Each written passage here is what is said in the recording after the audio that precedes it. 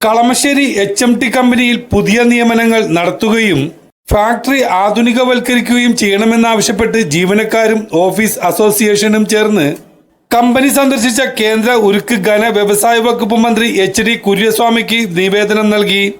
27 വർഷം മുമ്പുള്ള ശമ്പള ഘടന നിലനിൽക്കെയാണ് കളമശ്ശേരി യൂണിറ്റിനെ തുടർച്ചയായി ലാഭത്തിൽ നിലനിർത്തുന്നത്. അതിനാൽ കാലാനുസൃതമായ ശമ്പള പരിഷ്കരണം നടത്തണം.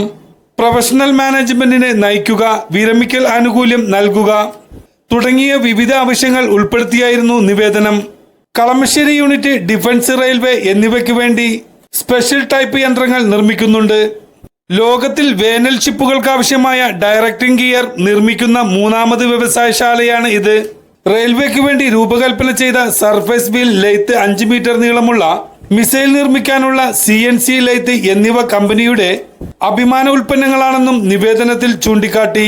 കമ്പനിയിലെത്തിയ മന്ത്രിക്കൊപ്പം വ്യവസായ വകുപ്പ് മന്ത്രി P Rajeev, GCDA chairman K Chandran Pillai, Hibi Eden MP, വ്യവസായ വകുപ്പ് secretary Muhammad Hanish, HMT GM MRV Raja എന്നിവരുമുണ്ടായിരുന്നു.